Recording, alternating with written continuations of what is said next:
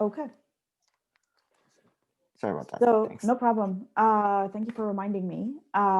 So we're going to spend a little bit of time just to go over what we had agreed on, and how we're moving forward. In terms of the experience, there are some of these things that can only be implemented within the interior design as well, of the space. So keep that in mind that this is more strategic around the customer journey that we went through the last time. So it's Mhm. more a strategic alignment to those customer touch points, more so than the actual tangible implementation. Okay. We did decide on the street food experience. So the big ideas here are going to be traffic related. So making sure people are in and out and they're getting done what they need to get done, um, while still offering a space for them to enjoy the food in house, but that is not the priority. Now we'll talk about some next steps. So overall, the vision for Cuisine de Manille is a culinary home for Filipino families. We're cooking up layers of legacy, and we have a passion for cooking, homestyle quality food. Our values are deeply ingrained in family and authenticity and trust. Those values are going to come across when we talk to our customers. This is how we establish alignment.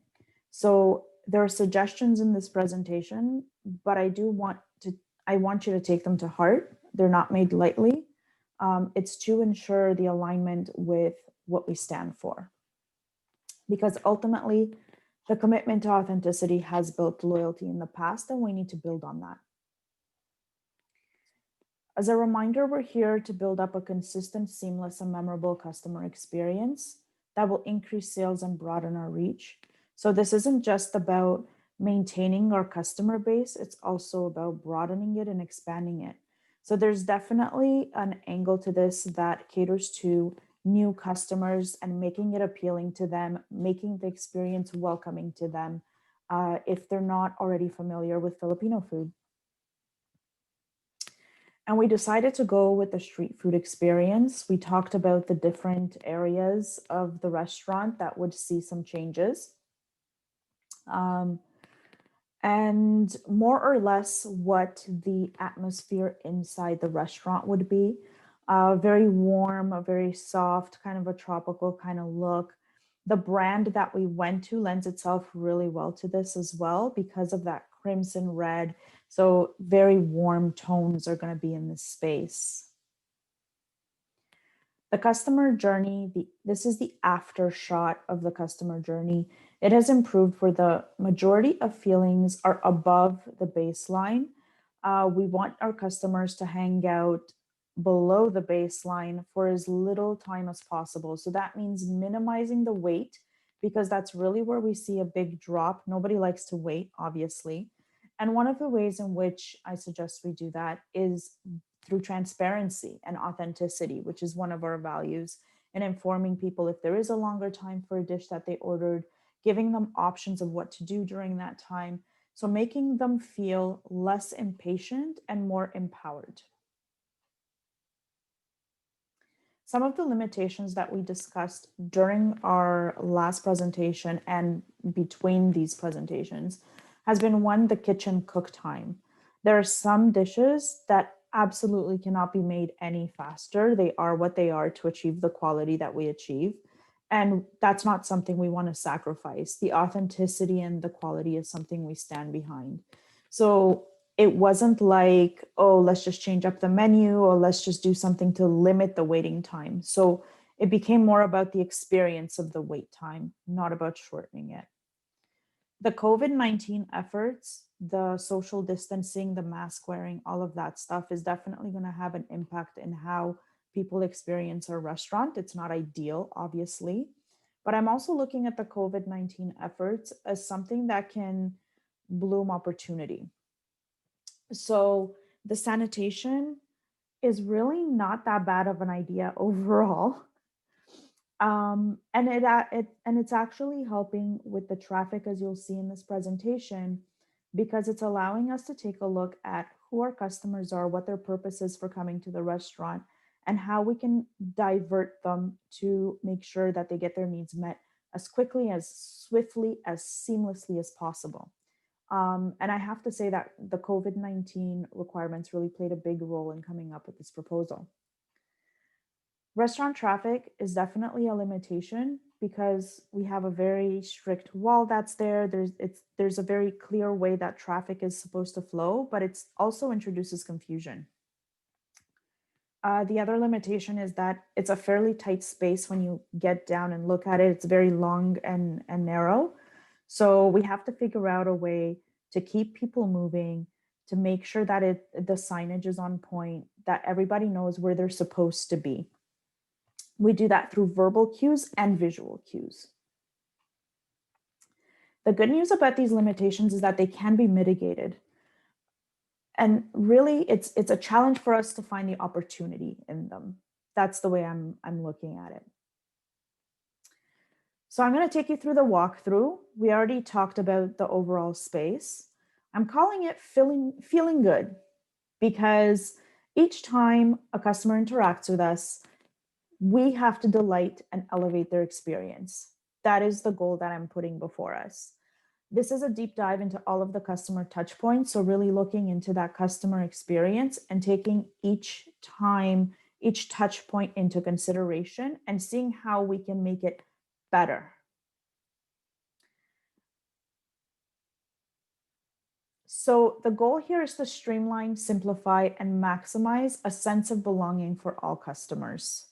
The sense of belonging comes from the familial kind of approach to it. And I have to say it's kind of, it's an understated sense of belonging.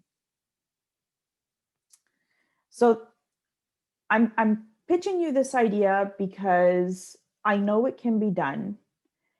And it's introducing a front of house. A front of house literally at the front of the house, almost like a takeout window, but it's like a delivery window for all the pickup orders. So when we look at the types of customers that we have new customers, returning customers, delivery app, pickup people, and people that are picking up their catering. So the last two classifications are people that are coming into the restaurant, not for any sort of transaction, but to just get their food and go. And whenever I've been in a restaurant, it creates so much confusion between the people ordering, the people waiting for their food, the people coming in, and kind of it looks like they're cutting the line, but they're not because they already did the transaction. So there's kind of this like hubbub of customers who don't know what's happening. So to me, that signified that, well, are there people that don't really need to be there? Because where people pick up their food in Cuisine de Manille is at the back of the restaurant. So if we can actually keep people picking up their food, so they've already paid, they've whatever, to the front of the restaurant, that minimizes the traffic within the restaurant. What really made me excited about this as well is the summer potential of it. Because we're taking a street food approach, this has the potential to become like an order stop and a straight up street vendor style transaction. And that potential was really exciting for me. I chose these four inspiration photos to show you the different styles of pickup. So the one on the far left, this one here, is literally Starbucks. I mean, it's a slide up window, so it can go as tall or as wide as you want.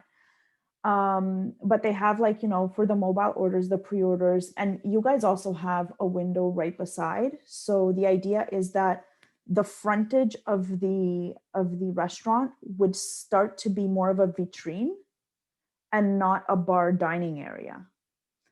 The more I thought about it, the bar dining area was actually not suitable for that space because it's also a high traffic space of people going in and out, and there are people eating there and the doors open. So it didn't really make sense when I really sat and thought about it.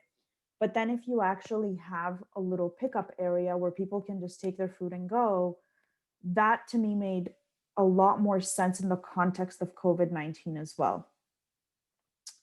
The second inspiration photo here is actually from a street food vendor in Vancouver. And it kind of had that Byward Market vibe from Ottawa, where it's kind of like classy but not. You have signage, you have a different way of looking into the restaurant. It just, this honestly really spoke to me for you guys. This one up here, it's a very tight space, but they still did it with this folding kind of window. So these are just different types of takeout windows or pickup windows that you can have, because I know your Kamayan platters get pretty big. So I didn't focus on like the little ones, it needed to fit.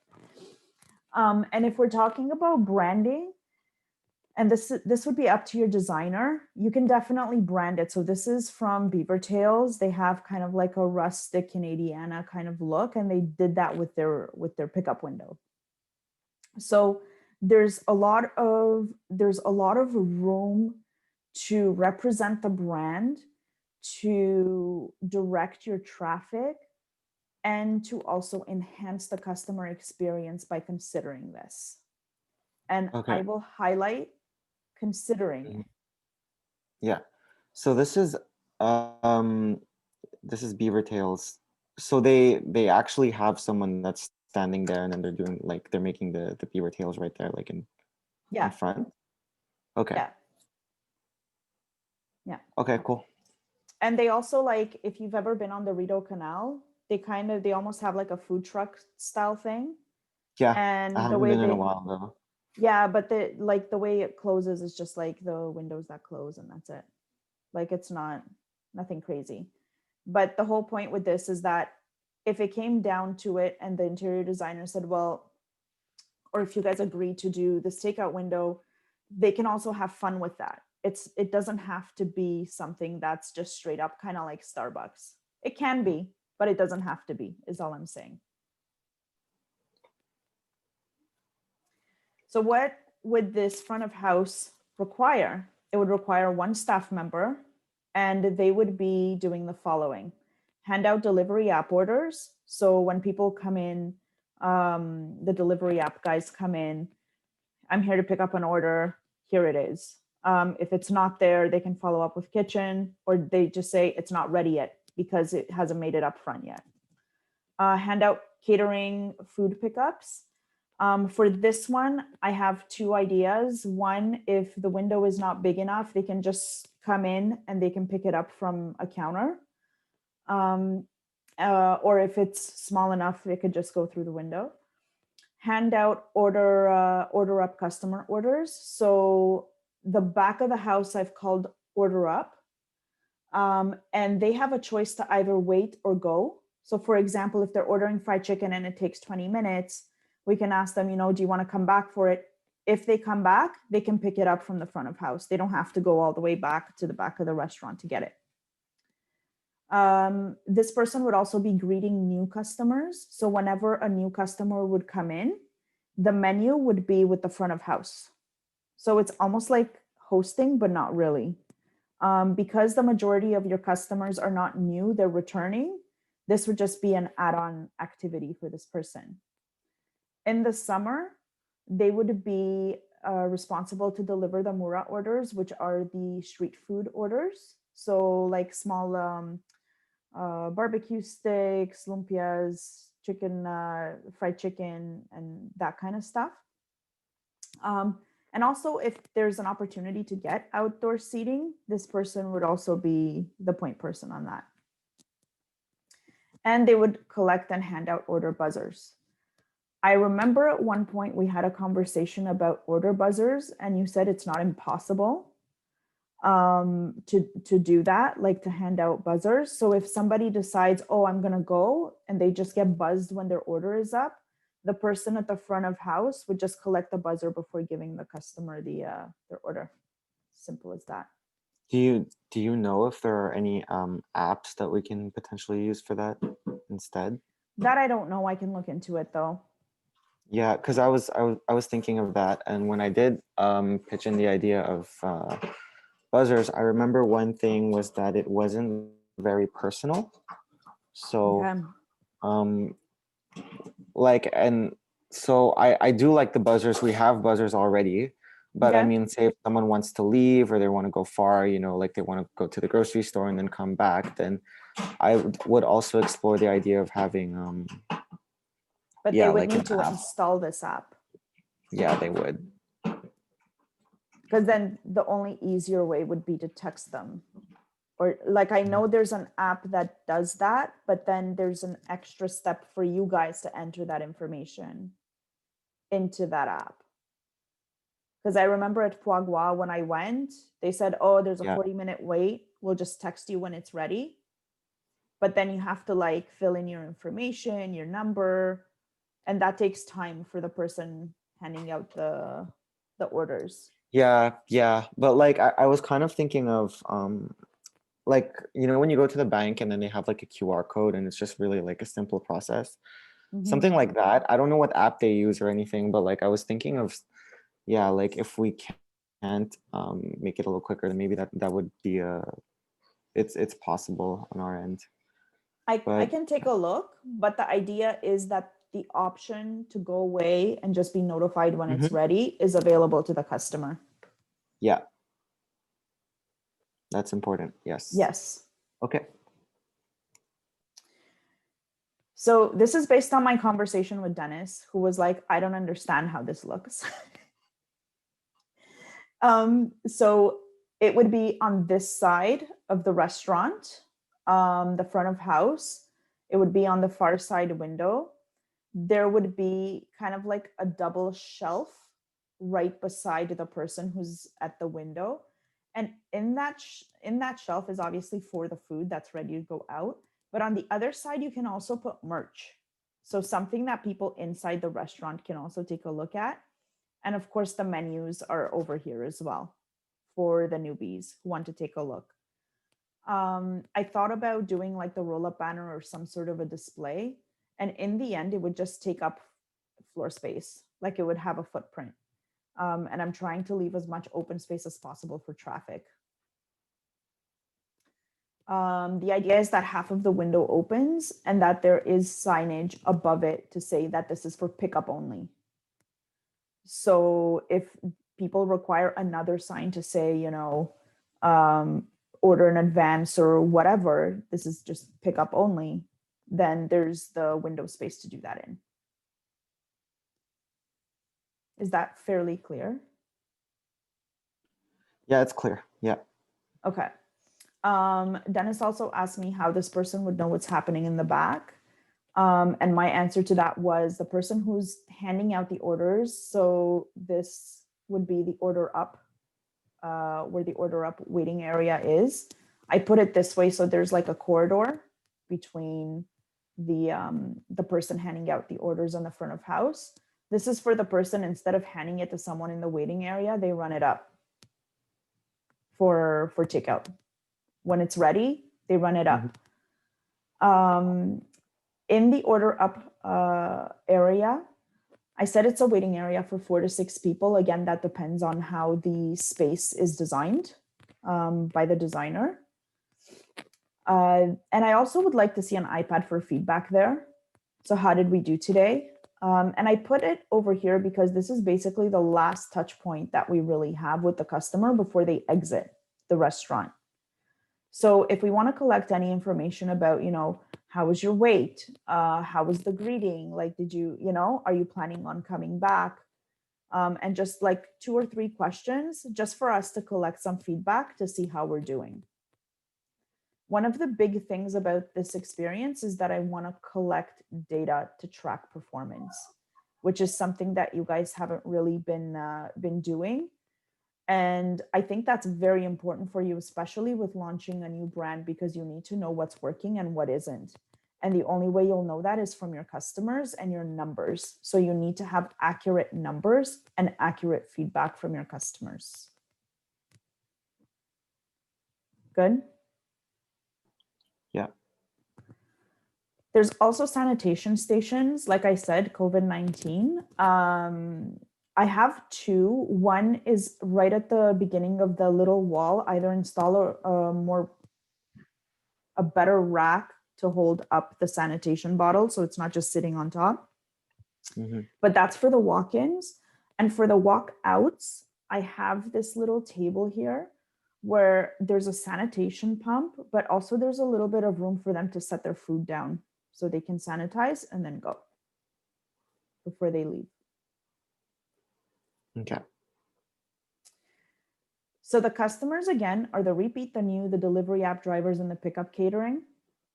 The waiting area for repeat and new is in the back, or if they choose to leave and to return. So the food delivery is either indoor in the order up area or through the front of house. The delivery app drivers, and this is where I got called heartless, just so we're clear. They're waiting outside or in their car, and they're picking up the food from the front of house.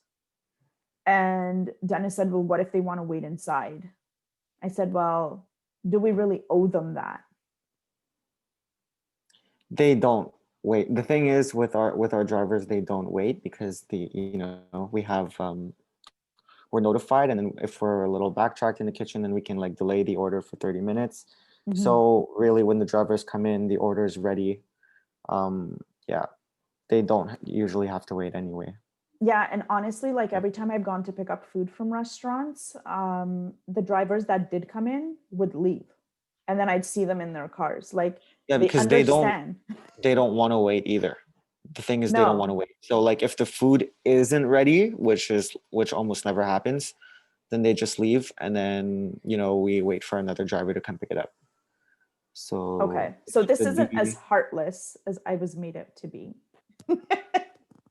But at the no, I don't think so. at the end of the day, they would basically pick up the order they're there to pick up at the front of house. So that eliminates people going in and out of the restaurant who are just there to pick up, and the catering as well. The front of house catering pickups can happen on that little shelf that I showed you. Like if there's a big order, they can come in and collect all their stuff. What's important with the catering is that if it's a bigger order, the front of house person can also organize how that person's going to get the order to their car. Because I know sometimes they get big lechon and whatnot, and if they need help, it would be that person who kind of coordinates the food leading. Okay. The menu, and this is based on our conversations, except I added some fancy Tagalog words. Mura is for street. Masarap is for the combos. Madami is for the feasts. Yeah. If you want to get fancy, you can definitely color code the menu, but I would honestly leave the development of the menu design to the designers, because obviously there are things that don't fit here, like the desserts and the drinks. Okay. I have a question. The Yeah. 3M thing that you found, is this like a common thing in the Philippines in like restaurants? Apparently it is. Yeah. In the Okay. street food, But like scene. there's no like restaurant that like uses this as their like, it's usually just in the messaging, but it's not like a main thing that they have. I don't know if I'm making sense right now. It's not something they use to split up their menu, but it's definitely something they use to promote their food. So like when I couldn't think of the third one, like Madami, I went, okay, Mora Masarap, and it was like a whole bunch of blog posts with like Mura and Masarap, or Masarap and Mura, or just Mora, or just Masarap. And it's like, okay. And then finally on the second page of the Google result, I finally found Marami. Yeah. But I liked Madame because it speaks to the French, Madame, and it would be easy to remember for people. That's kind of how I looked at it. And I targeted it to return customers because I think they would get more of a kick. Like if it's a new customer, I don't think they would drop $40 to try a restaurant. I think they would drop $40 for a bunch of different things in more of the street sense than the formal Kamayan. Yeah, unless they've heard about the Kamayan. Yes, unless they're looking for the Kamayan experience. But I think that's going to be rarer than the new people who just want to try Filipino food and be like, okay, what you got, kind of thing. Okay. Yeah, sure. Cause another big like I don't know what the word is like segment I don't know of our Mm-hmm. like from our menu is really just the a la carte, and it's like just people that want to order just dinuguan or just caldereta and stuff Mm-hmm. like that. So that's definitely something that I want to take into consideration. Um, This isn't to yeah, say that because you can't most have an people, a la carte. This is just to simplify it for people. yeah, no, I'm just Yeah. wondering where it would go, like how where it fits in here. I would Um, just add it like an itemized menu. This okay, would be like the pretty style in a menu that you would have, like, oh, just a mura menu that I want to push on social, or just a masarap menu that I want to put up at lunchtime, or just the madami for dinner that I want to got it. promote on Mm-hmm. Uber. So it's like a way to simplify the menu to target your different segments. But then you can definitely have the a la carte for the regulars that are, they have their Okay, favorites, right? yeah, okay. Let's continue. I gave the packaging some more thought. And I do think that your packaging is eco friendly in the sense that some of it is recyclable, some of it is compostable, or some of it is reusable. Yes. So, in that sense, I feel comfortable saying you have eco friendly packaging. I would encourage you to do a more easy to carry, like to think about it more from an easy to carry option, because we're talking a lot about traffic and takeout, and you want to make sure whatever people take with them is super easy to carry. So see if you can get bags with handles, like the paper bags with handles. I don't know what the price difference is for that, but Mm-hmm. or like box with handles for the kamayan. Yeah, Um, I actually really wanted to work with you on that with Chris in the future because I really want to work on a Kamayan box and have like I don't know if it would make sense, but something like like a puffs box or a donut box. I feel like mhm. it would work better for marketing purposes. But yeah, so we Yeah, can talk about that afterwards. But yeah, I think the definitely. goal here is just that it's easy to carry, because I'm sure you agree this is more about the takeout than the dine in.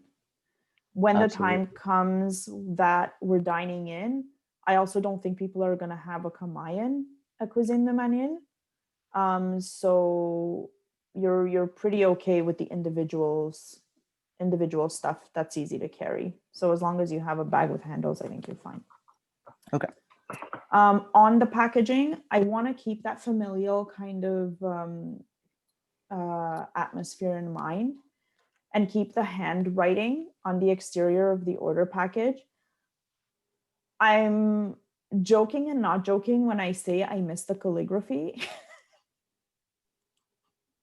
Yeah, it, how do like I think about that very often. How do I make that consistent, you know? yeah. Um when that girl is working, when she's like yesterday, like she tries to make as many like salamats and stuff, like Hmm. bags written salamat as much as possible. But yeah, when she's not there, we have no choice. Yeah, I So mean, or maybe that could be something that you put on the list for Chris, where he makes a stamp, or she draws it out and he digitizes it, and you can take that and make it a stamp. Know what I do you mean? think we can actually do that? Yeah, Yeah, but then is absolutely. it less but it's less personal, because it's not handwritten. I mean, it depends how hard your stamp is, right? Because she's doing it with a Sharpie, so ink is ink on paper, Yeah, sure. if you think Okay, about cool, it cool, that cool. way. I don't want to be an asshole, but at the end of the day, it's ink on paper. Um, the thing that will need to be written is the customer name and the time the order is complete. And this is more for front of house pickup, because if somebody comes, like if we buzz them at 7 and they come at 7:45 and they complain that their food is cold, we can say it was done at 7. We buzzed you. So that's something that would need to be implemented for front of house. And the Mm-hmm. thank you, enjoy, salamat, or Chris's favorite setup. Okay. I also want to see, to your point about working on the Kamayan box, I want the packaging to be more photogenic. Yeah.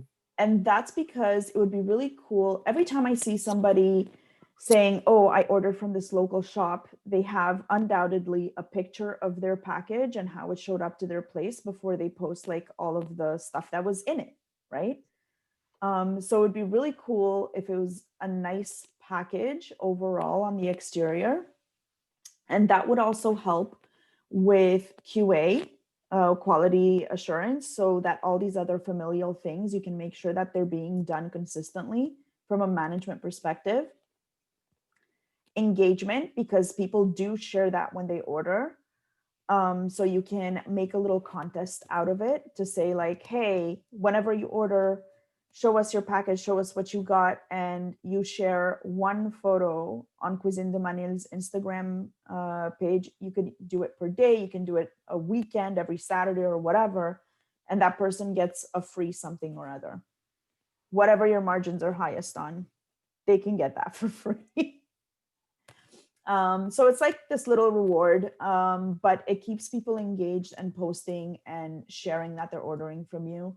It also encourages return customers and it boosts your exposure. So I think the packaging, the actual exterior packaging, could do wonders for you. Yeah, I agree. So I'm going to start going through the different steps of the customer journey. And we started at anticipation. When does anticipation start? It's when you realize you're hungry and you're starting to do your research. What do I want to eat tonight? So this is where it becomes important to implement the brand consistently across all of the channels that you have. And sometimes it takes being super ruthless with your audit to say, where do we appear now?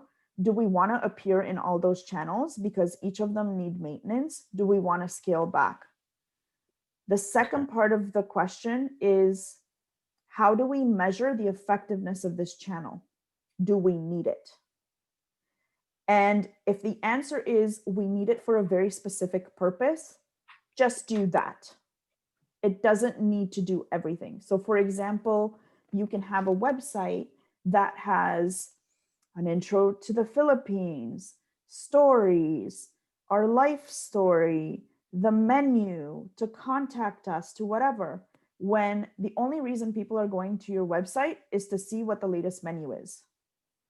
So then you scale the website down because all the other pages need to be maintained to be kept dynamic, and you don't really need that. So that's what I mean when you kind of review what you have out there, figure out what they're being used for by your customers, and just focus on that, because that's going to allow you to manage your time better as well. So for example, the website, just the latest information, so like the latest menus and ordering. Social media, Facebook and Instagram, Facebook for retention and customer service, and Instagram for engagement and community building. So when I say people are going to share, use hashtags, whatever, a lot of that happens on Instagram. Facebook is more like customer service and retention, like keeping people engaged. It's not really to build your reach, it's really to maintain it. Instagram is to broaden. How often do you think like we should be posting on Facebook? Like when does it get annoying? I know it varies depending on like the business from one business to another, but when does it get annoying from what The you've seen? idea is the more the better. I know that I've been getting really frustrated with some brands that have like 14 to 15 stories a day. Like that gets a lot for me. Yeah. Like I feel like stories is it's not that bad, but when you're actually posting something on Facebook, should that only be things like opening hours or like, our menu of the day or like if we have a new product, Yeah. So for whether it's like, example, what I would do on Facebook, if you went with the packaging contest, right? mm-hmm, Facebook would have things like, and this is part of a social media strategy. Mm-hmm. where you define what you put on each channel. Facebook would have business updates. So like menu changes, hour changes, whatever updates of the business. Mm-hmm. Any highlights. So if you're introducing a new product, if you're taking away a new product, if there's a promotion, so like seasonal things. Mm-hmm. If you're running a contest, even if it's on Instagram, you'd share the winner. Mm-hmm. So I would look at Facebook and think more quote unquote milestone type content. So it's not every day, it's like two Yeah. times a week kind of thing. Instagram would Okay. have to be every day. That's what I was thinking. Yeah. Okay. And Make Instagram, sure. it's more stories than anything. Instagram posts, I would probably be doing 2 to 3 times a week. Because a Okay. lot of people are looking at the stories, not the posts. Okay. Cool. Thanks. No problem. Delivery apps, making sure that the descriptions are in line with your brand tone that you have on all your other channels. How am I gonna Every do that? Sorry. Who's gonna help me? How do I do that? Who's gonna help me do that? I mean, like I literally just put the description of what it is, you know, like do I need a copy or something? Or... Can you export in an Excel document like the products and descriptions and if they have an image or not? Yeah. So just do that and we can figure it out. Okay, cool. Yep. Yeah. Everything needs an image and everything needs to be branded. Like make sure that your images are on brand, which is something that Chris was talking about during the brand presentation, like how you photograph your food. And make sure like your logo and any sort of graphical elements are used appropriately. Word of mouth is basically managing your reputation and what people are saying about you. And you do that through friends, family, like building up the community sense, which is something that you're already doing, but I think you could be better at just through the scripts that I'm going to propose coming up. And reviews through Facebook, Google, anywhere that they could leave a review, including the delivery apps. In the restaurant, the exterior signage, everything like exterior wise. And this is where my point about using the frontage of the restaurant as more of a vitrine than an eating space that lets you have a lot more, a larger footprint to show what you're about. I really liked my idea. That doesn't sound great, but the the blinds coming down with a shot of the food. I'd be really curious to talk to an interior designer if there's an easy way to swap those out. Because I know like for roll-up banners, you can just take up a banner off the roller and put a different one on. And I'm wondering if there are blinds that do that. So you can switch it out and make it seasonal. It'd be cool to display your merch there. It'd be like, there are different things you can do with the vitrine than just having it blank. And I like the opportunity that presents us with. And the exterior signage, so like where your name goes on top, what we actually want that to look like, and anything else on the glass and the door. Okay. Overall, we just need to make sure that all of these things are consistent. That is the big point here. Agreed. Yes. So once they're anticipating and they've made a decision, I'm going to Cuisine de Manille, I'm going to enter the restaurant. So when they walk in, the first thing they do is sanitize, quote unquote, wash their hands. And the senses that are involved there are the smell and the touch. And why I put that in there is because I know walking in so many businesses and you have to sanitize everywhere, there are some that have such overpowering smells. And I think this is an opportunity to introduce a signature smell if you're into that and if you're open to that. Something that is not offensive and something that complements the cooking. So for example, something that smells like ginger, right? Where it's a pleasant smell and it can complement whatever smells are coming out of the kitchen. And the touch, the consistency of the sanitizing gel is so varied across the restaurants. And I have to say, there's a very slimy one out there that I never want on my skin ever. And you don't know until it's too late. And I remember Okay. the horror of walking into a restaurant and Dennis took like a big pump of it and he couldn't get it off his hands because it was like it was slime. It was like solid and sticky and weird. So this is all to say, be conscientious of the texture of the sanitizer that you use, because that does impact perception of customers and also the smells. I don't want to smell your sanitizer when I'm lying in bed at night. There are some that are that strong. Okay. And the second thing they do when they walk in through the door is look around. And that's an opportunity to be very visually appealing.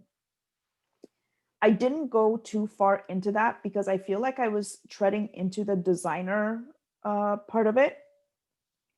But the one thing I will say is I don't want the interior to be overwhelmingly busy. And that's where I'm supporting the diversion of the traffic and eliminating people that don't necessarily need to be there. Because if it becomes too chaotic and too busy, it might turn people off. Okay. So, two types of customers are going to walk in: a return customer or a new customer. The return customer knows their order, they're going to keep walking straight. They're at the end of the runway. There are two order takers. So if you have one or both people working, but it's pretty clear where you go to order. If you're somebody new and you don't really know, we'll need to make sure that the menu is like the menu. There's a sign that says menu here so people can go and explore it.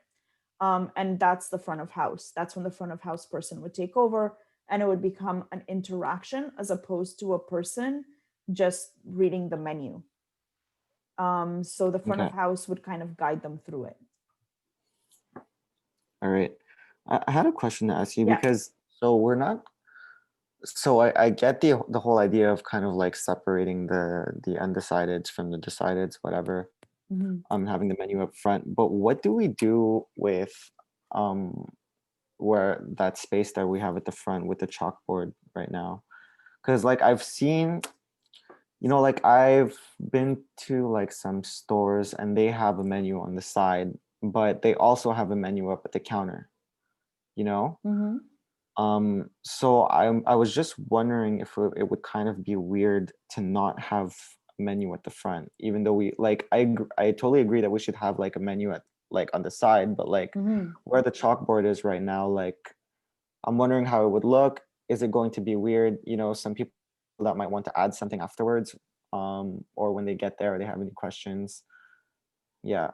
I actually think a designer would be better placed because I know there are two different spaces back there. There's like where the chalkboard is, and then there's like this bulkhead that's right above it. And Mm-hmm. I'm not sure how those two things would work together. That's why I told you like it's kind of tricky when I did this presentation because I can't go into that side of things. If Mm-hmm.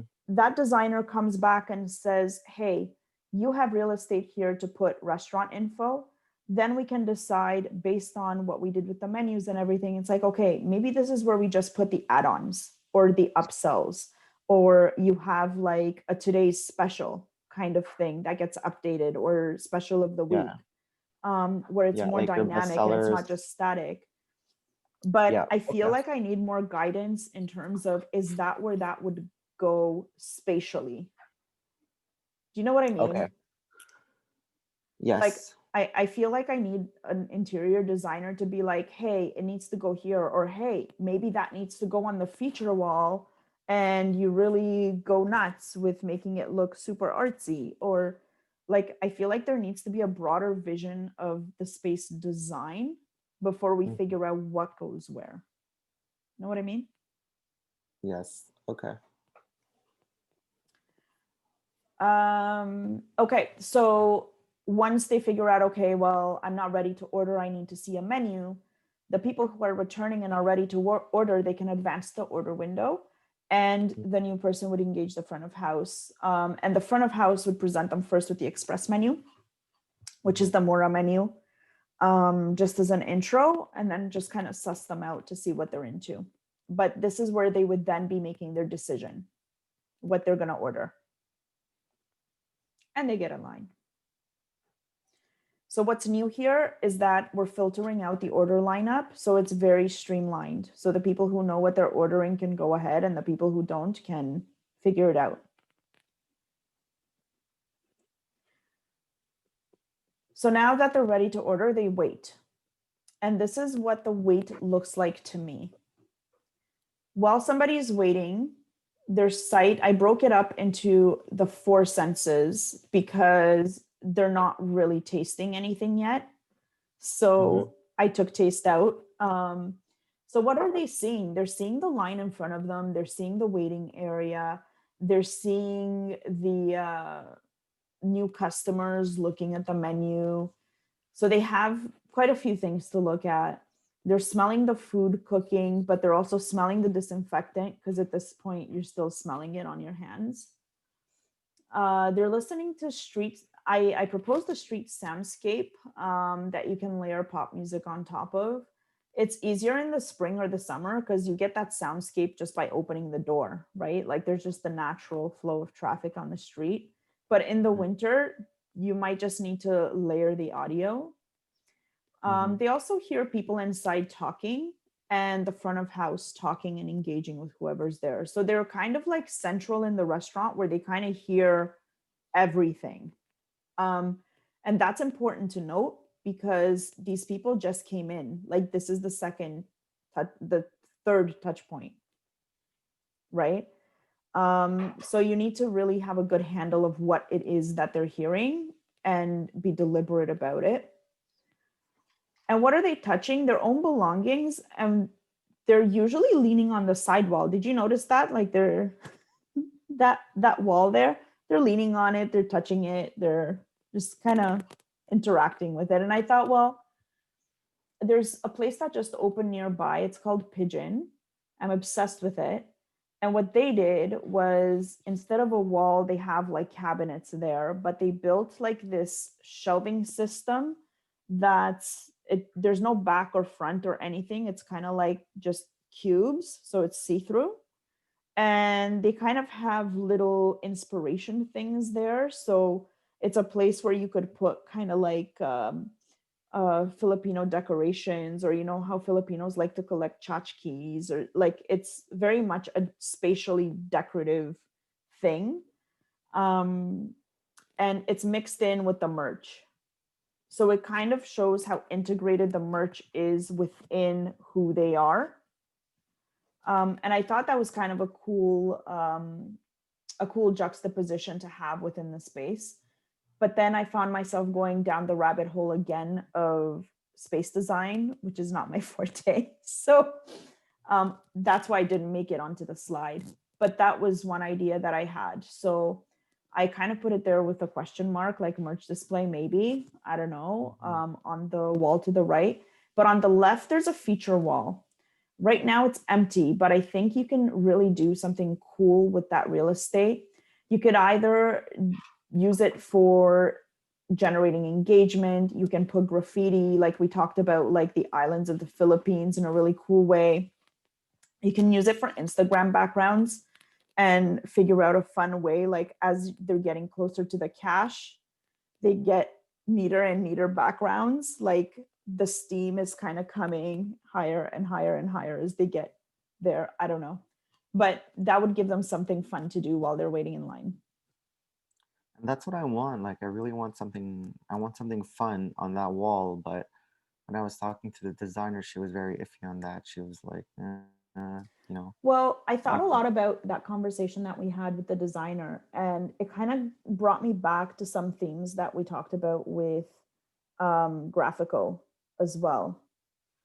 And I feel like there needs to be a good balance of understanding the culture because of what it is that you do, mhm. understanding the culture, what is and isn't appropriate, and what defines fun and funny. Yes, Um, but I also think like it, yeah, that too, but not just our culture, but also our business and our customers. mhm. You know what I mean? Like just the type of business that we are. And I feel like if that person doesn't understand that we're, you know, we're not a high-end restaurant, we're also not uh fast food, you know, so we kind of like need to walk that fine line with the decor and everything and that experience, then it's kind of hard, right? But I do think that there's an opportunity for us to have graffiti and stuff like that. I just hope that they're going to be open to it, And by they, you mean, the designer. yeah. And I think that's why I feel very strongly about doing a request for proposal Because I because feel like I get where you're coming from. Like I really want it doesn't have to be Kalem vibes, but like no, like it doesn't need to look like Kalem, but I want that vibe, you know? Like I want people I you want want the engagement of it. yes. Like, yeah, Um and I don't see anything wrong with that. I just think that, you know, we're not the ones that are obviously going to come up with the design, but mhm. there's an opportunity for us to get that engagement and play around a little with the interior.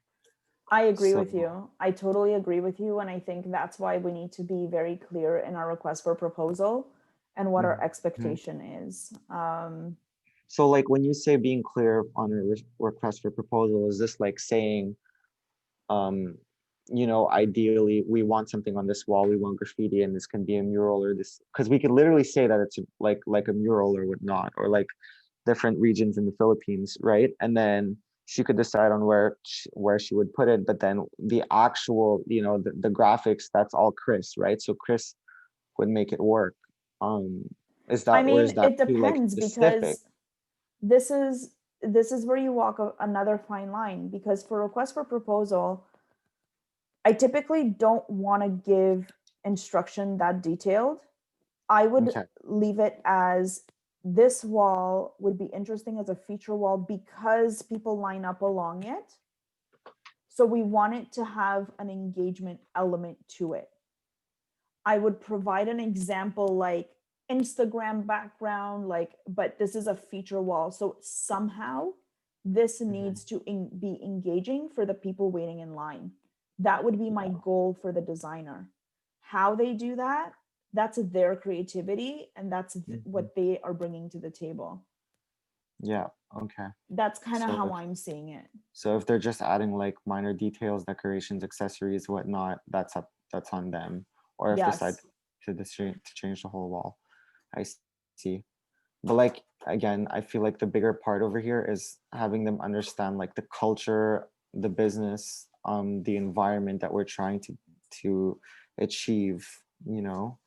So yeah, so I want to highlight that in the proposal. for sure.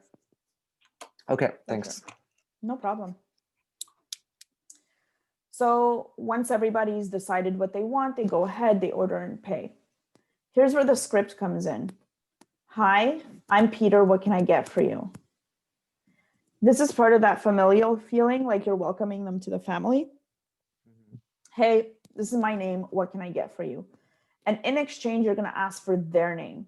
Can I, they tell you their order. Can I please have your name for the order? Thanks, person's name. So let's call him James. Thanks, Mhm. James. So let me just get this straight. You want this. Have you tried our this, something that you're pushing that week? Oh, yeah. Okay. Did you like it? Did you? Okay, cool. How are you paying today? Payments approved. All right, James, I'll get this started for you. Should be about however minutes. This is Mhm. important. It should be about however minutes. You can wait in our order up area or come back. What do you want to do? If they Okay. say they want to come back, they get a buzzer. If they go wait, please head that way. You'll find your spot. Okay. Mhm. What's new here is we're taking our customer name. It becomes a very personal exchange as opposed to an order taker mindset. Yes. So then again, we wait. If they're in the order up, the customer is waiting in the resto.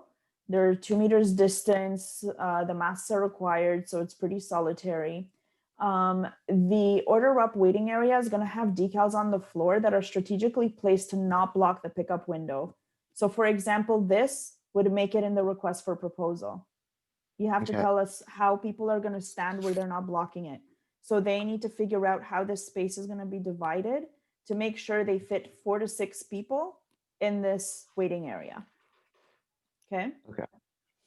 The people who choose to come back, you guys hand them a vibrating remote for when the food is ready. Customer can pick up at front of house. The remote is triggered when the food is at the front of house. Pretty easy. Got it. Yes. Orders up.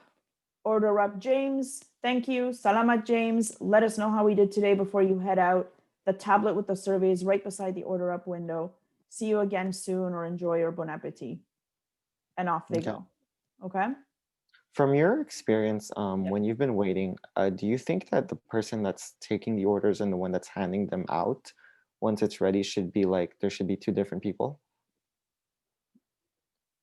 Do you think that the one Typically, yeah.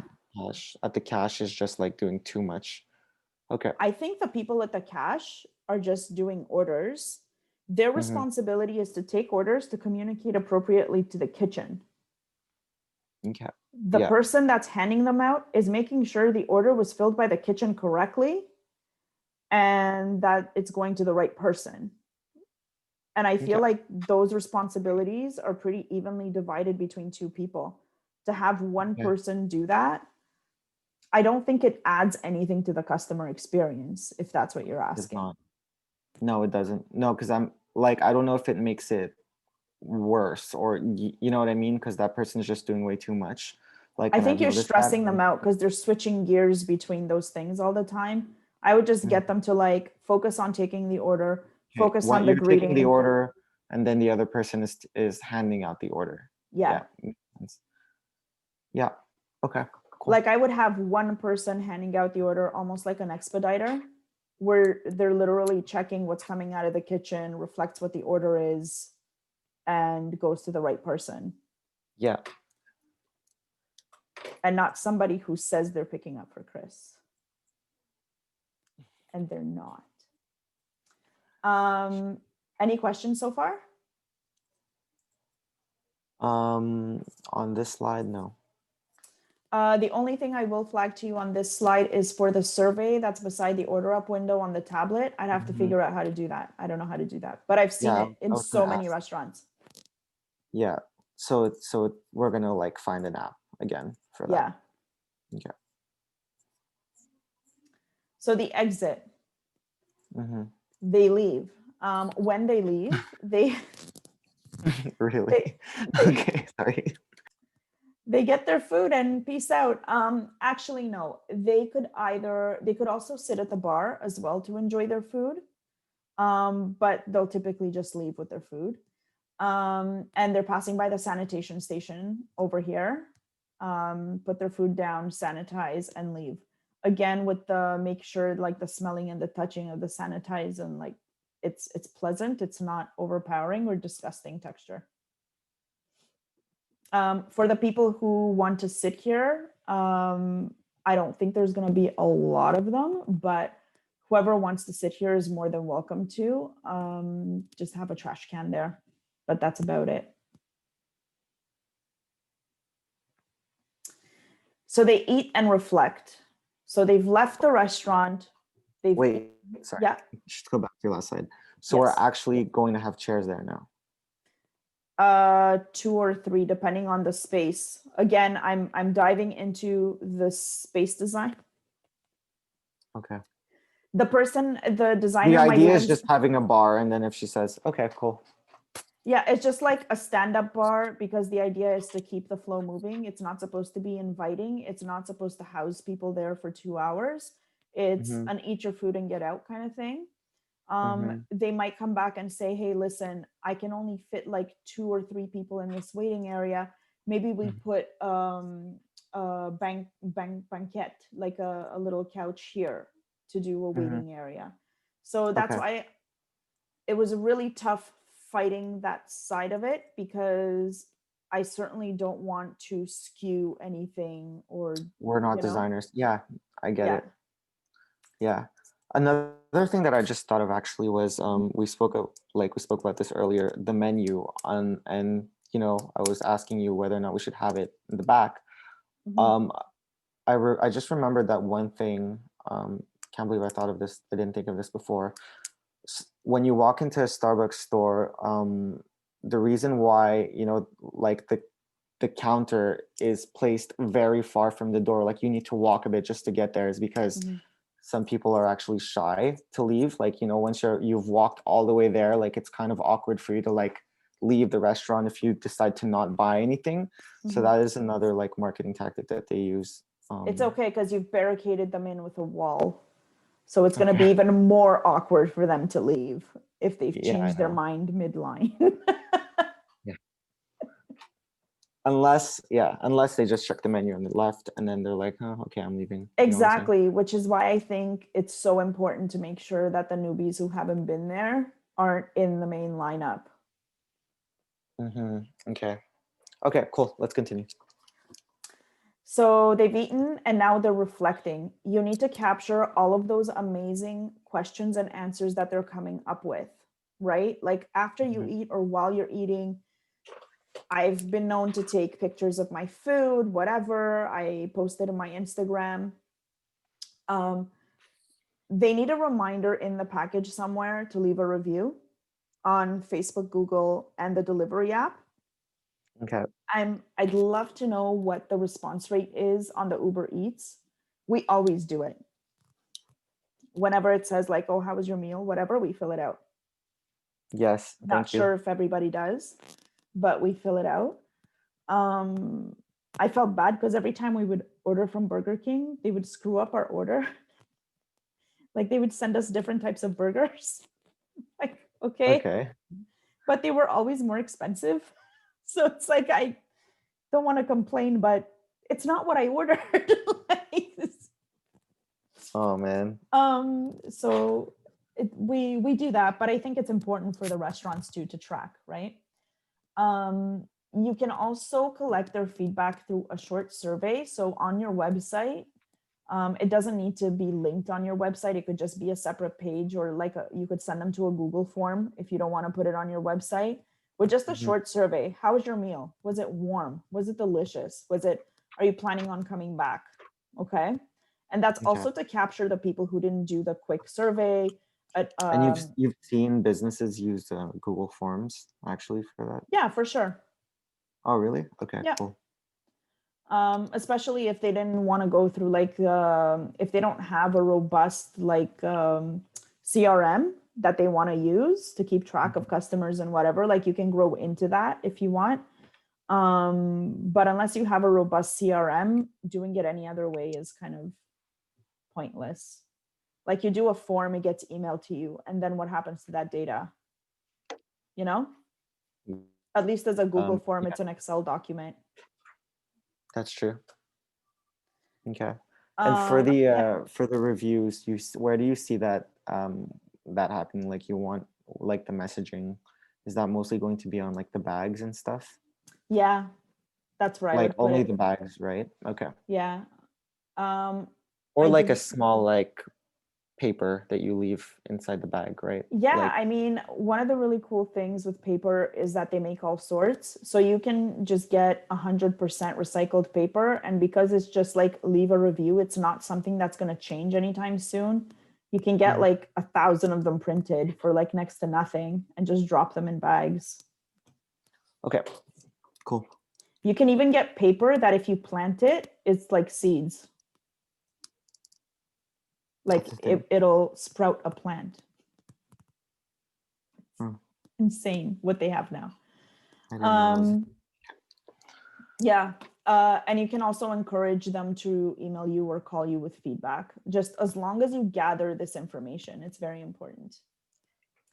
And the other thing you want them to do is to engage with you. So you can either do that through an Instagram contest or content that you'll share. You can develop a custom tag that only you basically dominate. I was shocked to find out that hashtag Salamat only has 150K, 150,000 hits. You could easily Mm-hmm. dominate that with the engagement that you guys have. But I thought it would be kind of fun to do Manille Famille. So kind of fun. Cool. Anyways, these are different ways to track how people are interacting with you and what they think about you. And it's an opportunity for you to manage that as well. So if they do have negative feedback, you can face it head on with them personally and just nip it in the bud before it goes anywhere else. Okay. Okay. So what to track, speaking of metrics, your engagement, your Facebook and your Instagram metrics, return customers. So you start to recognize more fresh faces. The more names you're going to get, the easier it's going to feel like a community. Like I know before you said like, oh, I recognize the faces, but I don't know like what this person's story is. I think once you actually engage them, you'll find that people are very open to that kind of thing. And contest participations, you'll see how many people actually upload their packages and whatever, and you could track that to see, is this effective, did we invest, and are we seeing a return. Restaurant traffic, so measuring how people feel about the wayfinding, so like the directions and the flow of the restaurant, that could be part of your survey at the order up window. Consistent website traffic. So you want to make sure you have a good amount of organic traffic where you don't have to pay for website traffic. And the writer call with feedback, see how many engagements you get. It's just a matter of keeping track of this stuff. In terms of feedback, how many people do your surveys, how many people do your delivery app surveys, and how many reviews you get. Okay. These are ideas. You don't have to do them all tomorrow. You can choose what will tell a more compelling story for the story you're interested in knowing more about. Okay. So if you want to know like, oh, how's the layout of the restaurant working out, you can look at the wayfinding question or introducing a new question in the survey and testing that out for a couple weeks. So it's all about getting answers to the questions that you have from your customers. One of the next steps is going to be budget considerations for the RFP. So there are 3 areas that you need to think about: the interior design, the branded design. So the branded design is like the menus, whatever else Chris needs to design for you, like you were saying, packaging, and then the actual launch, like how are we going to launch this thing? Is it going to be an event? Is it going to be mostly digital? Like obviously it can't be like a big sneak peek party, Yeah. unless you do it Sid What Lee are we gonna base style. that decision on, though? What is Sidley style? So Sid Lee, I was so excited with this, and my boss just kind of told me to sit down, little girl. But I've never forgotten this one thing they did. They have a Okay. Sid Lee Day every year, and it's kind of like Okay. an open house. They set up webcams in all of Mhm. their offices. None of their Mhm. employees are working. It's all a game day. They set up games for their employees. So you can pop into whatever office and watch whatever game is going on. And you Mhm. get a sense of the space through all of the different webcams. And they have Okay. like little keynote speakers. So, like, a creative director is going to talk about their approach and their vision to what they create. They'll have an accounts person talking about account services and all of that stuff. You can pop in and see whatever's happening in their office.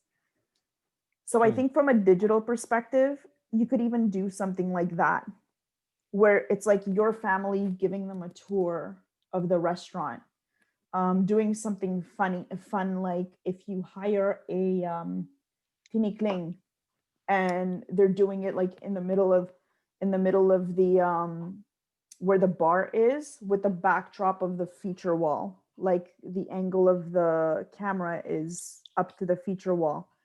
So like there are different things you can do to really make the space come to life in a branded way.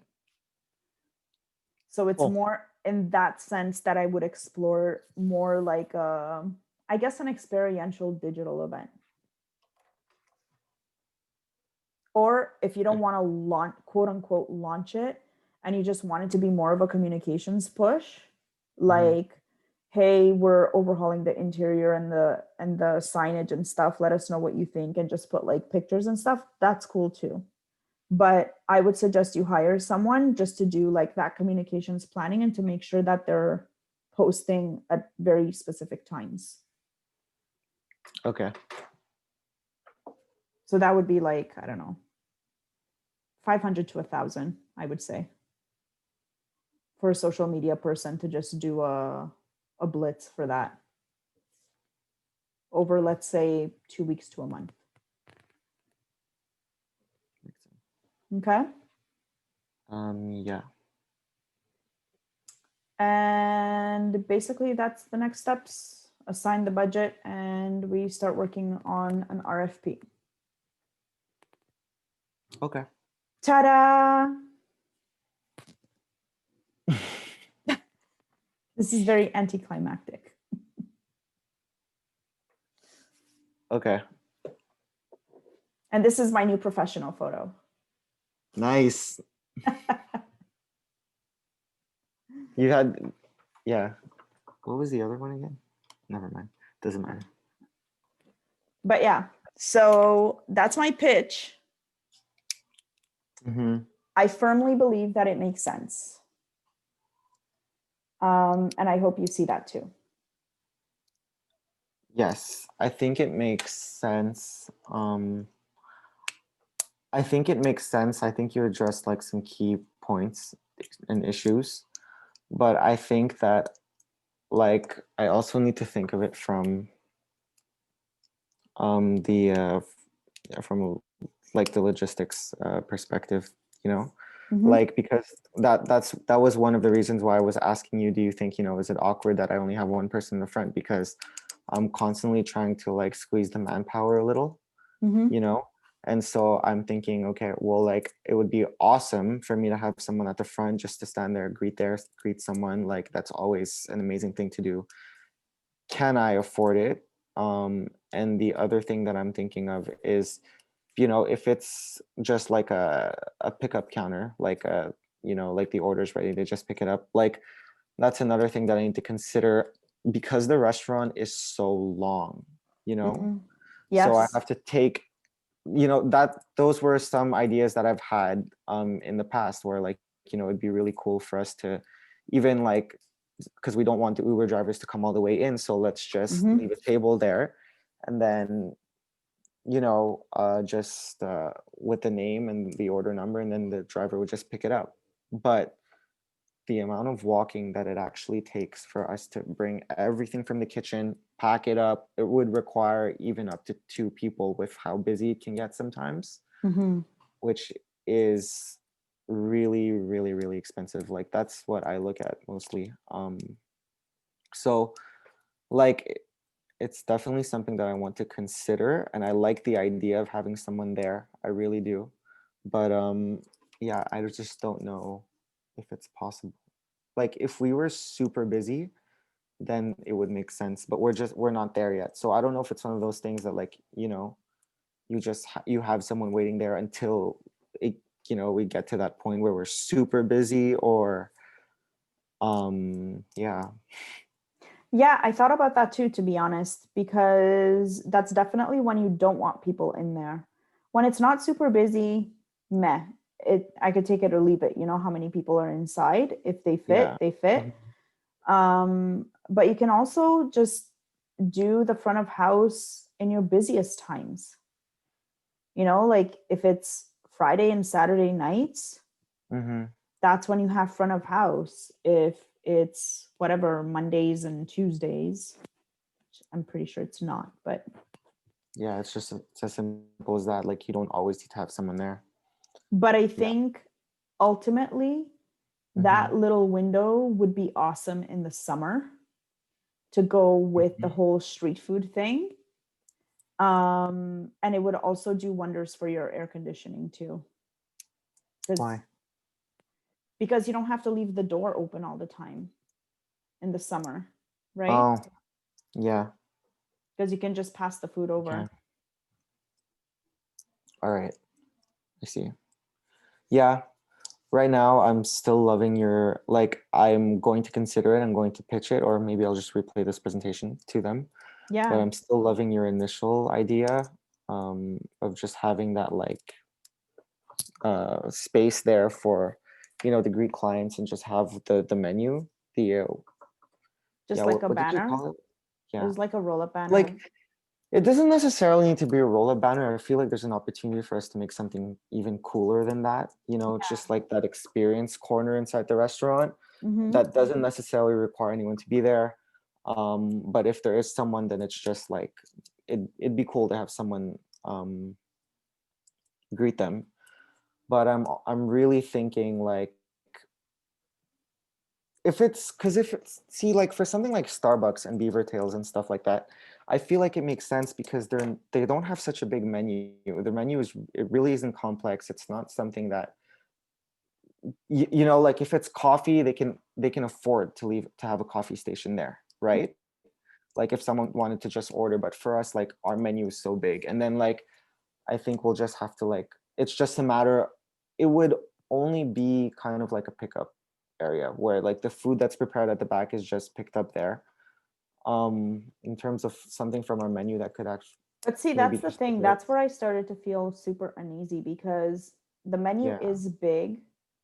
And to Mm-hmm. leave someone new to just like read through a menu, they don't make sense of it. You know what I mean? You almost need Mm-hmm. someone to kind of tell you what this is, what it tastes like.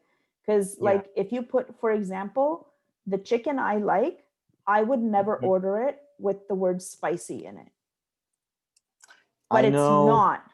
it's not spicy. It's more on the sweet end. Yes. Yes. So it's stuff like that, especially because it's Asian cuisine and Mm-hmm. it's such a big spectrum of what Mm-hmm. everyone means when they describe their food. Mm-hmm. um that's why for me, like, the more I thought about that corner, I also liked the discovery idea. I loved you the discovery idea, but the you thing is, it's still a but you discovery also idea. said you can't dedicate a person to that, so then that's where I kind of thought, like, well, what else can they do? Well, Mm-hmm. I can kill two birds with one stone. This person can fix my traffic problem and my newbie problem. Yeah, That's like kind of how I if looked it at it. was like maybe even like a dessert area with like halo halo in the summer and stuff like that. That's really Oh, like yeah. That would be you know awesome. And just keep like a bucket of ice there and just stick the halo halos ready to go. yeah. Or we can literally just like make the halo halos in front of them. That would Like be I would. awesome. Hmm. Yeah, but I or honestly but that haven't because spoken. that Yeah. could also be like it doesn't need to. It's not like a fixed counter. We can Mhm. literally just make that in the summer, and then for the rest of the year, it's just like a discovery area. And Yeah. another thing, like that's why I like the idea. I think it's so important to have someone greeting them. It's just the problem is that we're not there yet. We're not that busy, Hmm. but it definitely enhances the customer experience. And one thing, like so, like even in the summer, in the winter time, in the holidays, like we can invite some people to like give out some, I don't know, show them how we make puto bonbon, for example. I don't know if you've Hmm. ever had that, Nope. like right there in front of them. It's like, or like bibinka, which is like Yes. holiday special Love desserts it. that we Yeah. can like invite some people. So like that's why I really like the discovery area. So basically, the idea that you're giving me for me is still a discovery area. It's just that Yes. we just need to play around with what we can do with that in that on that end, and I just need to feel comfortable with it being open sometimes, and sometimes there just isn't anyone at all. um what else? I think that's all. Yeah, but I Yeah. think going back to the beginning of the presentation, if you look at it from a strategic point, I think Mm-hmm. the key points here is to make sure that we engage the newbies Mm-hmm. for the newcomers, Mm-hmm. make sure that we manage the traffic. Mm-hmm. That's what I was keeping my eye on, and make sure that we can measure it.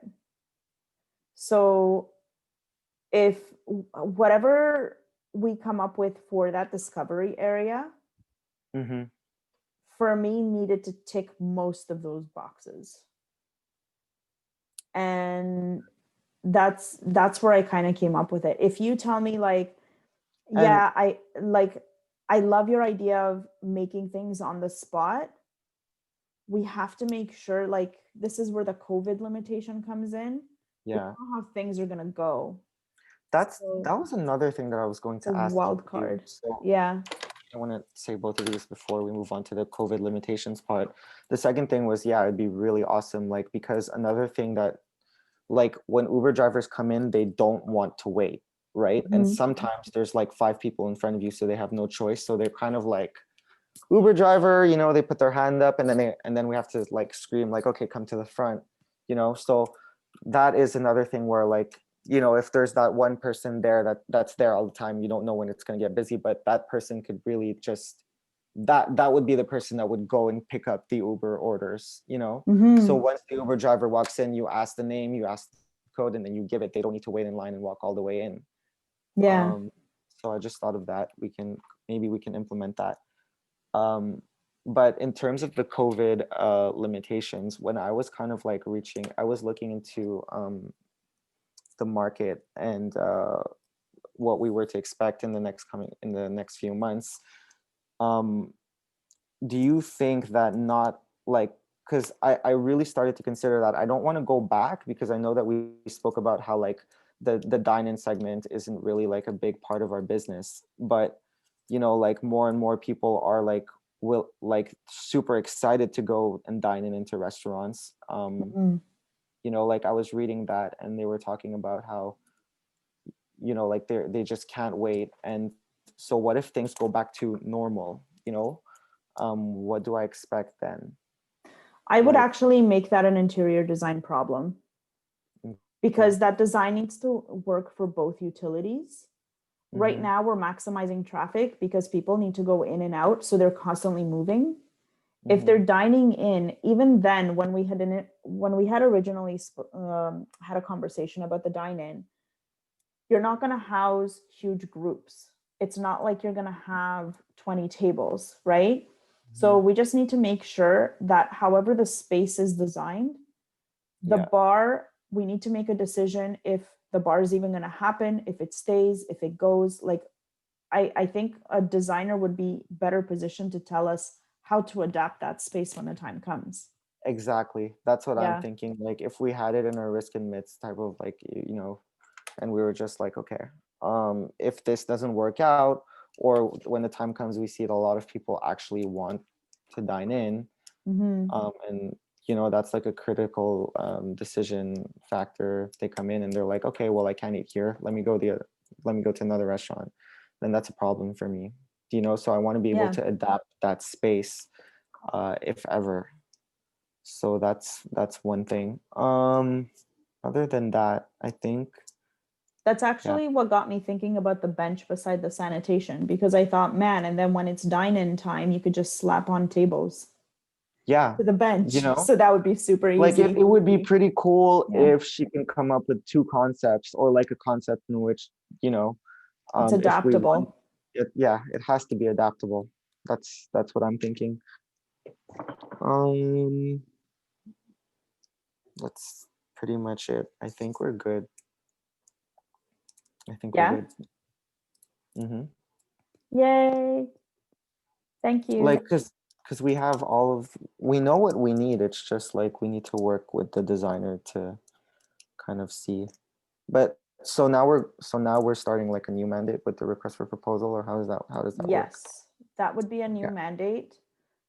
We'd have to sit down, work through a request for proposal. I can send it Hmm. out to the people who I already had conversations with last year. Mm-hmm.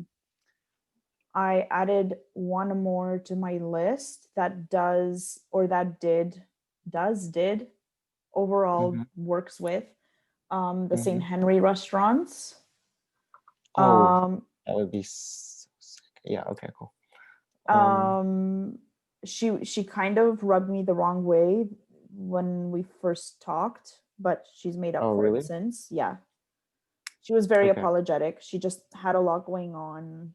Her family had COVID, and anyway, it was just a lot. So I don't know how I feel I'll about that, but okay. I'll I'll reach out to her for the RFP. I'd rather have a larger pool to choose from than Mm-hmm. not, Mm-hmm. just because I do believe that this mandate is very specific. I feel that we have a design team that gets it, like a graphics team that gets it, and they need to work with someone who gets it too. Mm-hmm. So I want to make sure that we set up our little team here for success. Um, and so far, the people who I've spoken to already seem very gung ho. They were very excited to see what the brand would look like. Mm-hmm. Um, so I think we'll get good responses back. I'm Okay. curious to see what your interior designer is going to come back with as well. So I think overall we have a good pool to send out the request to. And I feel Okay. like we're going to get Perfect. a good range of So budgets we're there. gonna send out this request, and then they're gonna come back to us for with proposals. Like we're not have to pay for that. No, like I mean Well, they're not that's what doing the I'm actual saying. design. They're basically going to tell you what they typically include. So, for Okay, so it won't example, take. no, Uh-huh. so from our request for proposal, they know they'll need to do an actual design, how much they charge per hour, how many revisions, all of that stuff. They Mm-hmm. know some of them are even going to do the renos that are required. So they're gonna say, for us it's typically between this and that for renos. So they're basically gonna break down the mandate for going from where it is now to where it's gonna be when it's done. Okay, and then so how's it gonna work on Nope. Sorry, you're cutting out. the request for proposal and stuff like that? Sorry, can you repeat that? You cut out. Oh, Sorry. yeah, on our end, like how's that going to look like? What's the timeline on this? And yeah, how does it usually work? Like, are we just going like we basically have everything, we're just putting it on paper or what? We basically have everything. I have to create a package for them with the brand Mhm. strategy, like the brief, the brand guidelines, the RFP that basically includes all of the mandatories and what we need, and then send that to them. And then they get back to us usually within a week or two maximum. And then we sit down, we review what the proposals are with your budget expectations. Okay. We either go back to them or we choose one vendor to move forward with. And then we start going down their process. In terms of when we want everything done, we would need to set a date for that. I personally think it's going to be early spring. So, like April ish, March, April for everything. Okay. Mm-hmm. That's kind of where I'm pitting it. Seeing how things are going with COVID, I think that's a good time to do a launch because the weather is going to be nice again. People are going to want to go out and explore, and it'd be really nice to have something new to show people at that time. Yes. Um, but yeah, that's kind of how I see it going. Okay. Is I that think kind we're of good in line with what you were thinking, or? for in terms of like the timeline. Yeah. I didn't have a timeline in mind, to be honest with you. Like, I just want to Okay. make sure that things are done right. Yeah. Um, yeah, like I didn't think that it would take longer than that, but yeah, no, I think we're good. We're headed in the right direction. Um, yeah, now I just feel like, we're writing up the request for proposal, but I feel like we still have so many different like concepts that could work, and now we just need to kind of pick and choose. I don't know Mm-hmm. if you would agree with that. So yeah. Yeah, So we're I think I've I guess thrown we're a just lot gonna at do you. that together. Yeah, but we're gonna be doing that together, right? Yeah, Or for do I need to sure. just take that on my own? Okay, Yeah, cool. yeah, for sure. I just need some feedback from you. Like, I like this, I don't like that. Figuring out, we don't have to finalize the menu right now, but just figuring out the direction and the different ways that this is going to reflect the street food culture, just to capture that atmosphere.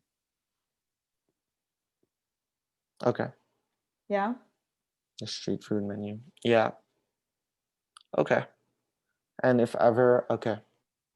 And if ever just like we decide to not have like the street food menu, like we will have it, but not every day. Like I want it to work out too, Mm-hmm. and just focus on the a la carte and then the combo menu and stuff.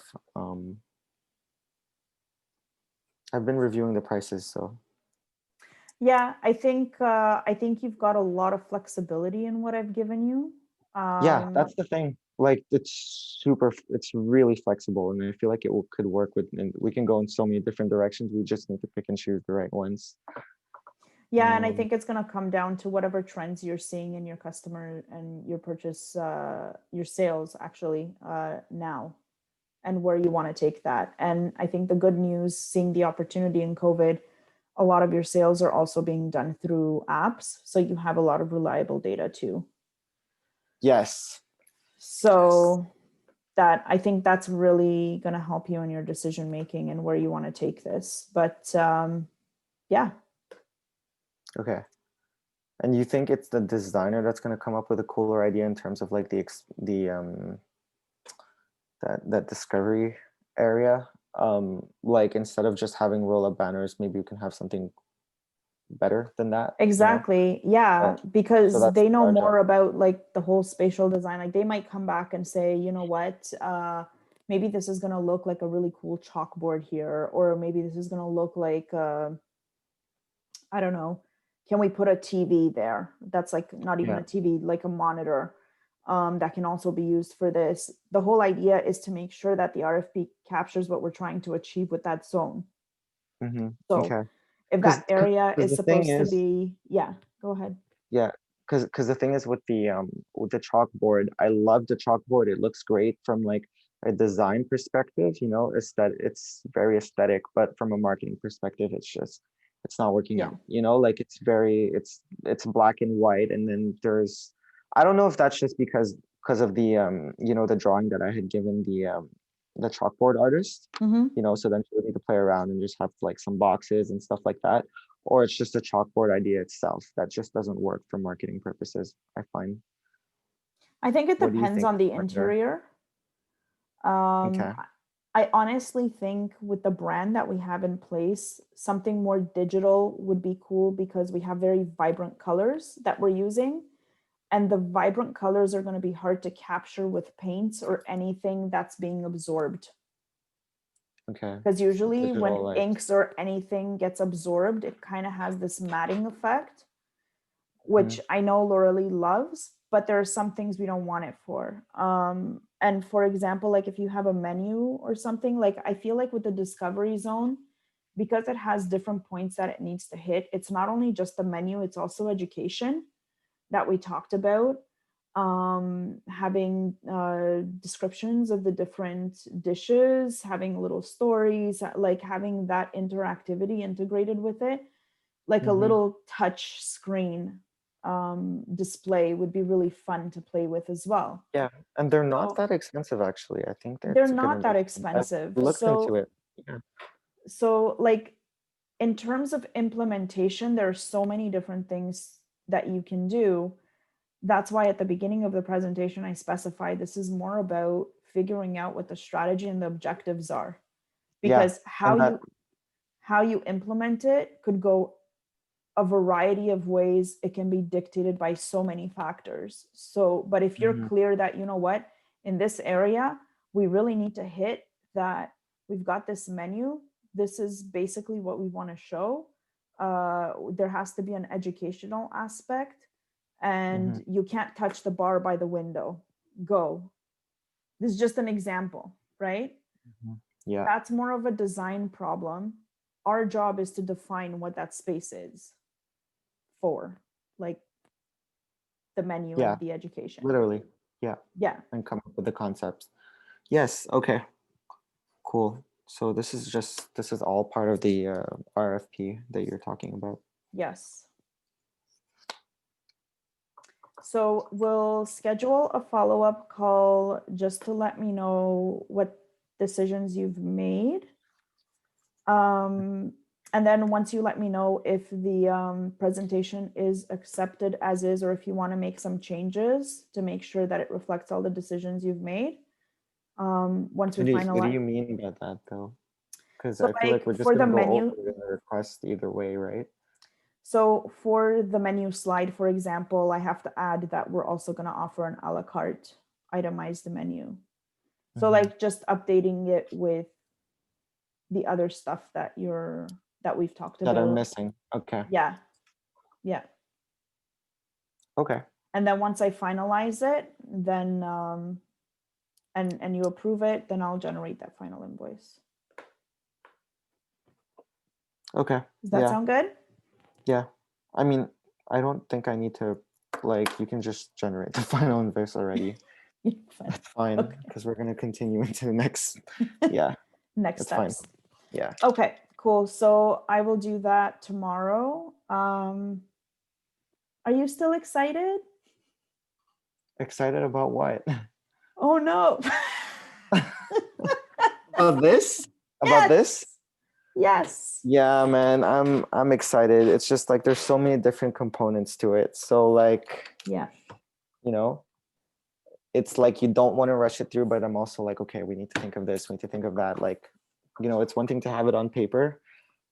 It's another to like when we start working with Chris again, I'm excited to like work on the packaging. Oh, I just thought of something. Okay. One thing that someone had brought up to me, and I kind of disagree. No, sorry, the designer had brought up to me was the fact that she had asked me what the merch was going to be for. And Oh. when yeah. And then when she found out, when she was like, are you selling this? And I was like, potentially, but like it's really just something for us to wear. And she was like, why? You know, like that, I don't think that is, she was kind of like saying like, no one ever walks into a restaurant just to purchase merch. Yeah, they do. I know, right? So I was kind of like telling my mom, I was like, yeah, they do. Like people my age at least, or like, you know, their Even 30s older people, do. they use it to show their loyalty to the brand. Yes. And you guys But have so many loyal customers. Like, yes. yeah. But like, so for her, she was like, it kind of makes more sense with the bag. You know what I mean? Because like they're already buying food, but then you have that option if they spend like, I don't know, let's say over $50, you give them a free bag, or if they want to upgrade it, you give them a bag with the logo on it. But she was like, why does a t-shirt work? Like, why would you start selling shirts? Like, you're not a clothing company. So I feel like she was wrong in that respect, but I do believe that like is the merch, I don't know how it is at a demo, right? We can use that as an example, but like, Okay. do they have the merch like on the wall, like where, like, are they literally offering it to the clients, or it's just like they give it out, say to their, I don't know if they do influencers or like, you know, Tony doesn't do influencers. He hates them with a really deep passion. I don't understand Um, why anyone would hate influencers. I think you just need to know how to use it properly, but that's just my opinion. Anyways. He's been misquoted a few times. He's Oh, had really? negative experiences. So he promotes his merch. He Mm-hmm. has it in store, like he has it Mm-hmm. on a shelf. He doesn't actively push it like Yeah. Arthur's pushes it. See, that's what I was thinking. You know, Arthur's And pushes that the people actually walk in and they want to buy it, right? Arthur's works with specific merch designers. They Mm-hmm. have someone dedicated to their social presence. Okay. So they pay someone to do all of their social. with the exception of Regan doing her little videos. Um, but Oh, they're so you know the owners of yeah, Arthur's? yeah. Okay, cool. Um, but like I think merch is a really neat ad for you because the community that you serve. That's what I'm saying. If you're building a Like brand, then I it would makes sense. honestly, you come out with merch, you have like a Cuisine de Manille, I don't know, like something really funky and super Filipino. Like you get a wooden spoon, right? Mm-hmm. Or a wooden fork and you etch like a Cuisine de Manille logo on it and you pair it with like a t-shirt and I don't know, and a little flag. Yeah.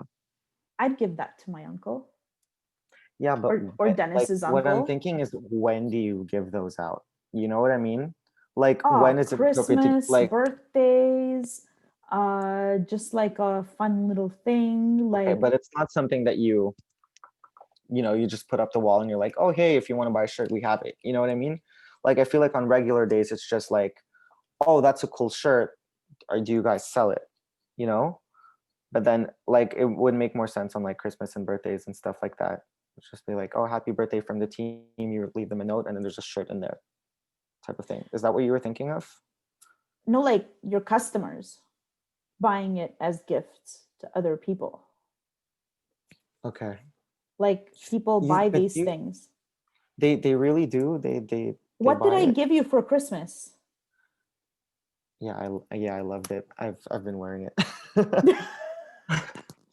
See, but this is why, because when I was talking to the designer, she was like, "Why are you gonna start wearing, like, you're gonna start selling shirts? You're going too far." And I was just like, "Yeah, but you're not a marketer. You're a designer." So yeah, No, for you guys, merch is so important because of your loyal following. And people want a piece of you. Like, you guys are part of the community, you're an integral part of the community.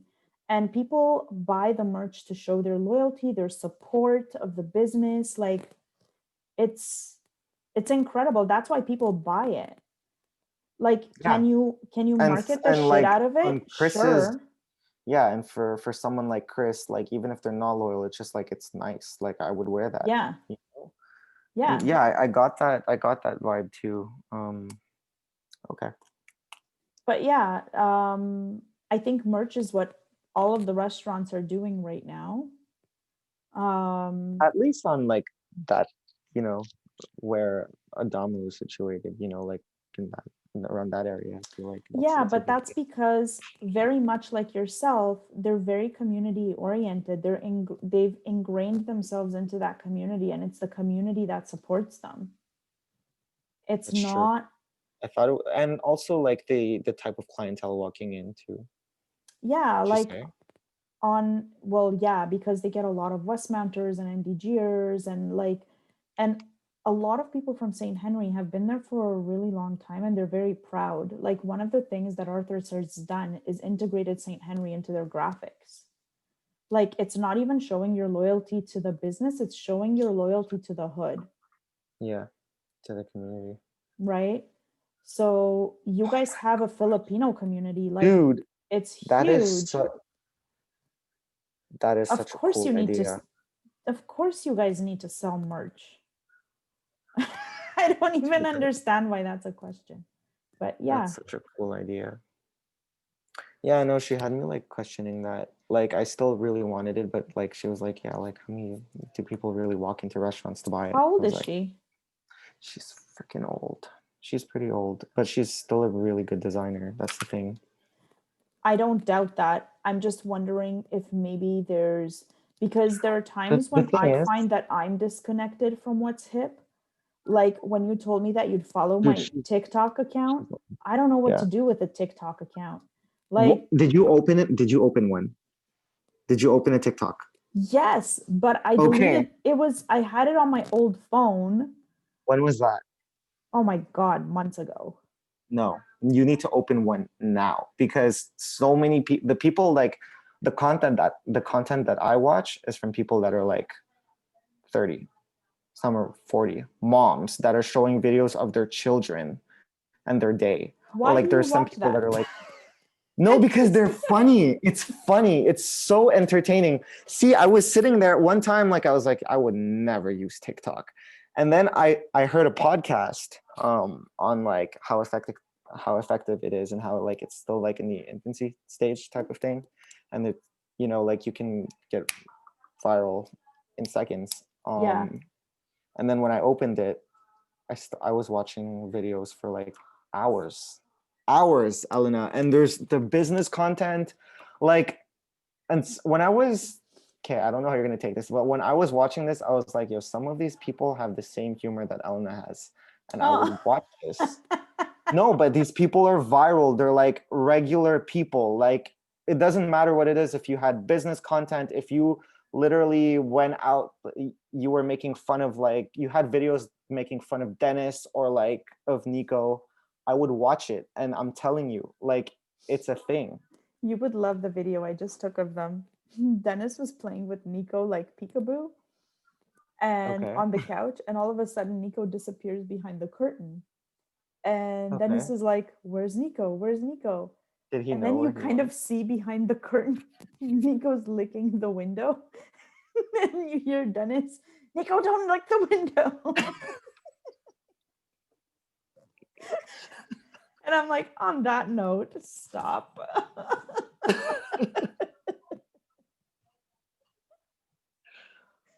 Oh my God. Adventures in our house. Wow. Those are the types of videos you'd see from me. Yes, no, but they're so it's so funny. Like it's just or like if you were baking with Nico. Like I can think of thousands of like different content ideas that you made and I'd just be like I would watch them. I would watch them. I'm telling you, go viral. You know? Like yeah, I think it would be more my son. He's such a ham. yeah, it Um, doesn't matter. Yeah. Um except for my anger towards the Club de Foot de Montreal. What a nightmare. that was You didn't see the rebranding of the Montreal Impact? I think I saw it on your story. Yes. Bad, eh? Very unfortunate. Very unfortunate that they didn't come to you. I've had emails from people saying you should reach out to them, and I want no part of that circus. Why not? It took them 2 years to come up with that, Peter. That sounds like a toxic process to me. Are you sure it took them 2 years to come up with that, or they just said that?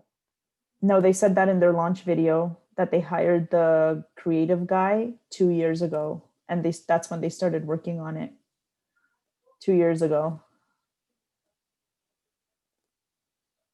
It took them 2 years to come up with the unpenetrable wall of snowflakes, white snowflakes. What was the goal of the rebrand again? They wanted, it was a very good goal. So they wanted to be more international. So they want to compete more with like the European leagues. That's why they have Thierry Henry as the head coach. He was on the international France team. Uh-huh. Okay. Um, sorry, the And a national brand is French what's going team. to get you there, basically. They had to rebrand it because they were named like a junior team, like the Montreal Impact. Internet, like the big leagues, they're all football clubs. Real Madrid Football Club, Barcelona Football Club, Paris Saint-Germain Football Club. So they're Okay. all football clubs. I get it. So that's why I understand the club of football, except they decided to drop the word ball, which is kind of Okay. central to the game. So I'm not sure. It somehow became Club de Foot. Okay. Of Montreal. So I kind of agree with the name change and what their goal was to play more in the Yeah. big leagues. But you're not with the visuals. The visuals are completely messed up. They literally said in their brand video, our diversity binds us like white snowflakes in a blizzard, creating an unpenetrable wall. First of all, I said this to Dennis, and Dennis was looking at me. He's like, snowflakes don't bind. He's like, have you ever seen snowflakes bind? such a Dennis thing to say. Yes. I'm like, no, but like an unpenetrable wall of snowflakes. So now every time they announce anything on their Facebook, people are just up in arms, like, welcome to our snowflake army.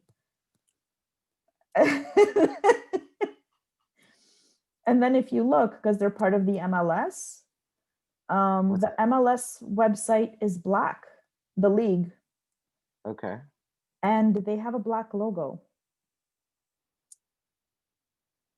They don't have an Oh. alternate. You know how we showed you, like, here's what it looks like with one color, with two colors, and black and white, and blah, blah, blah. They did not change it.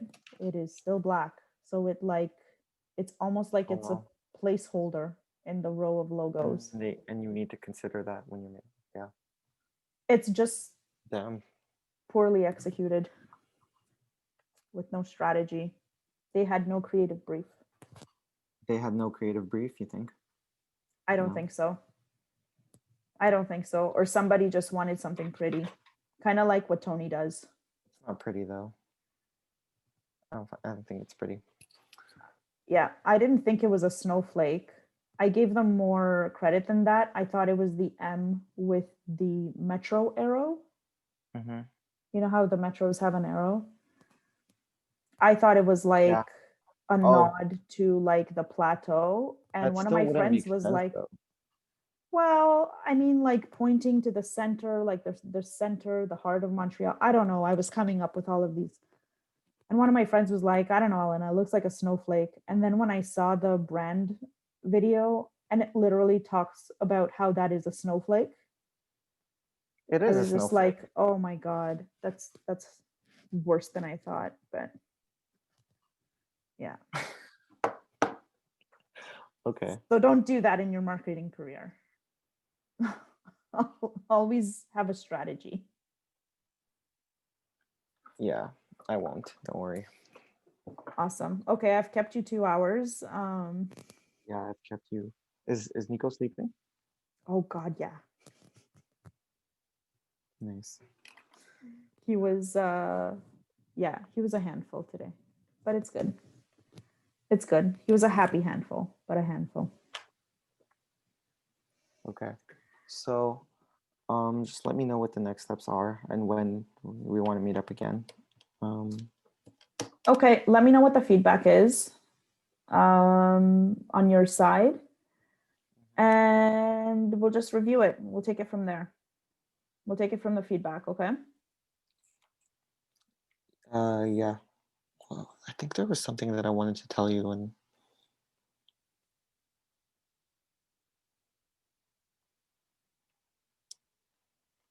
no, okay. That's for another time. Okay. All right. Have a Yeah. good night. Thanks. You too. My pleasure. Bye.